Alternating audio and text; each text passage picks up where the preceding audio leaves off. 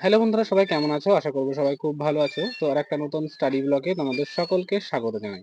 তো বন্ধুরা, এতক্ষণ ধরে জিকে পড়ছিলাম। তো অনেকদিন স্টাডি ব্লগ দেওয়া হয় না, সেই কারণে এই ভিডিওটা নিয়ে আসলাম। তো বন্ধুরা, আজকে কি করবো সারাদিন সেটুক তো অবশ্যই দেখাবো। তো আজকে একটা মক টেস্ট দেবো, সেটাও তোমাদেরকে ভিডিওর শেষে দেখানোর চেষ্টা করবো। তো চলো ভিডিওটা শুরু করা যাক। এখন একটু অঙ্ক করব। তো কিছু অঙ্ক করব, আর যদি সেরকম কিছু মনে হয় তোমাদের সাথে কিছু অঙ্ক শেয়ারও করতে পারি। তোমাদেরকে কিছু টিপস অ্যান্ড ট্রিক্স সেটাও দেখানোর চেষ্টা করব, যদি সেরকম কিছু মনে হয় অঙ্ক যদি। তো চলো ভিডিওটা দেখতে থাকো। আর যদি চ্যানেলে নতুন হয়ে থাকো তো চ্যানেলটা সাবস্ক্রাইব করে পাশে থাকবে। তো চলো ভিডিওটা দেখতে থাকো। তো বন্ধুরা, তোমাদেরকে বলে রাখি, আমি মেইনলি কিন্তু সুবীর দাসের যে ম্যাথ বুক সেখান থেকে অঙ্ক করি। তো এখানে দেখতে পাচ্ছ এই যে সেই বইটা, ঠিক আছে? এই বই থেকে সুবীর দাসের যে ম্যাথ বুক বই আছে, ম্যাথের যে বইটা আছে, এই বই থেকে আমি কিন্তু অঙ্ক করি।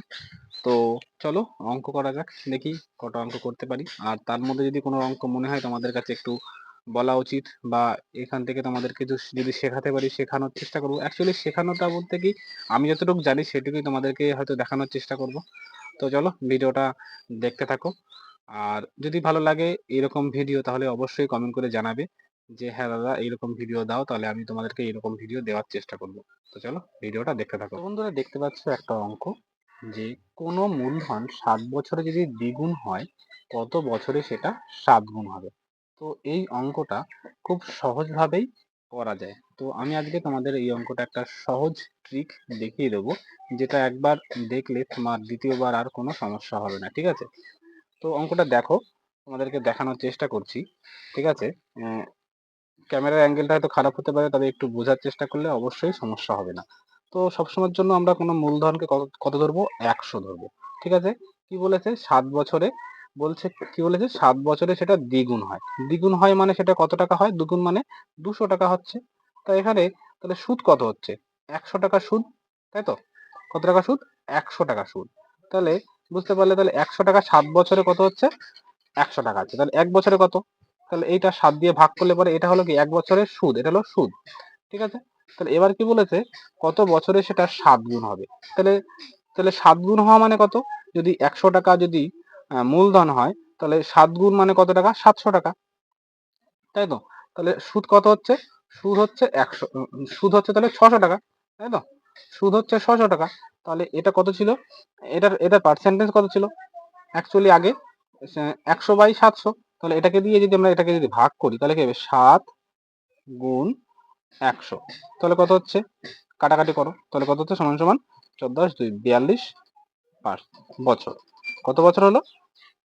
42 বছর। 42 বছরে কিন্তু 700 টাকা হবে। তাহলে বোঝা গেল? এই অঙ্কটা তোমরা যদি বুঝতে না পারো সেটা একটু কমেন্ট করে জানিও।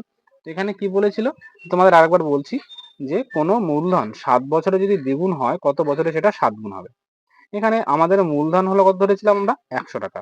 কি বলেছে? দ্বিগুণ হয়। দ্বিগুণ হয় মানে 200 টাকা হয়। তাহলে সুদ কত? সুদ হলো 100 টাকা। তাহলে কত বছরে সুদ হয়?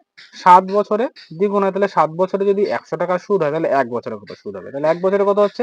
7 দিয়ে ভাগ করলে আমাদের 1 বছরের সুদ, এটা হলো 1 বছরের সুদ। 1 বছর 1 বছরের সুদ মানে কিন্তু ওটাই কিন্তু পার্সেন্টেজ, ঠিক আছে? অ্যাকচুয়ালি এত পার্সেন্ট হারে কিন্তু দিচ্ছে। এবার তারপরে কি বলেছে? যে কত বছরে সেটা 7 গুণ হবে। তাহলে 7 গুণ মানে কি? 700 টাকা, মানে 100 টাকায় 700 টাকা হয়ে যায়। তাহলে সুদ কত? 600 টাকা। এবার কত বছর? তাহলে আমাদের কি করতে হবে? এই টোটাল টাকা মানে এই টাকাটা কত গুণ, কত পার্সেন্ট হারে কেটেছে? এই যে 100/7% হারে কেটে, তাহলে এটাকে দিয়ে যদি ভাগ করা হয়, তাহলে কিন্তু আমাদের কি হবে?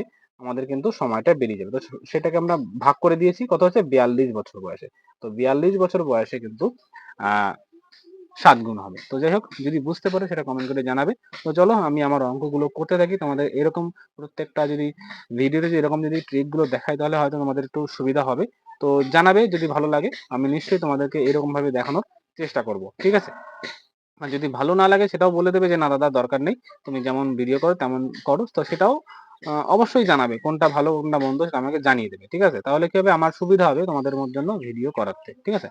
তো চলো ভিডিওটা দেখতে থাকো। তো চলো আমি একটু অঙ্কগুলো করি, কয়েকটা অঙ্ক যদি করতে পারি। তারপরে আবার স্নান করবো, স্নান টান করে খাওয়া দাওয়া আছে, অনেক কাজ আছে, সেগুলোও করতে হবে। এবার বিকেলবেলা পড়াতে যেতে হবে। তো চলো ভিডিওটা দেখতে থাকো। তো বন্ধুরা, আমাদের একটা জিনিস সবসময়ের জন্য মনে রাখতে হবে, সেটা হলো আমরা যখন অঙ্ক করি, আমাদেরকে এর যে ছোট ছোট যে বিষয়গুলো, যেমন কিউব, স্কোয়ার, যে কোনো ঘরের নামতা মোটামুটি 25 পর্যন্ত মুখস্থ রাখাই উচিত। মোটামুটি 20 পর্যন্ত অন্তত রাখাই উচিত। আর যেমন কি আমরা যখন অঙ্ক করি, যেসব ক্যালকুলেশন গুলো সেগুলো আমরা কি করি, অনেক সময় যেগুলো আমাদের দ্বারা হয় না সেগুলো কি করি, সঙ্গে সঙ্গে মোবাইলে বের করে আমরা ক্যালকুলেশন গুলো করি। কিসের জন্য করি? আমাদের সময় বাঁচানোর জন্য। তো এটা কিন্তু খুব বাজে একটা হ্যাবিট। তো এটাকে আমাদেরকে ঠিক করতে হবে। আর যত পারো খাতায় কলমে প্র্যাকটিস করার থেকে খুব ভালো। ঠিক আছে? তো যাই হোক, চলো ভিডিওটা দেখো। আর এখন চান করতে যাব। অঙ্ক করা হয়ে গেছে, অনেকক্ষণ ধরে অঙ্ক করছি। তো এখন প্রায় ১টার উপরে বাজে, ১টা ১.৫টা বাজতে গেল। তো চলো স্নান টান করে এসে তারপরে তোমাদের সাথে আবার কথা হচ্ছে। এইমাত্র জাস্ট স্নান করে উঠলাম। তো এখন যাবো কটা খেতে। তো চলো খাওয়া দাওয়া করে আসি। খাওয়া দাওয়া করে এসে তারপর তোমাদের সাথে কথা হচ্ছে। তো ভিডিওটা দেখতে থাকো। তো বন্ধুরা, মায়ের শরীরটা তেমন ভালো না, তো সেই কারণে মা বেশি কিছু রান্না করতে পারেনি।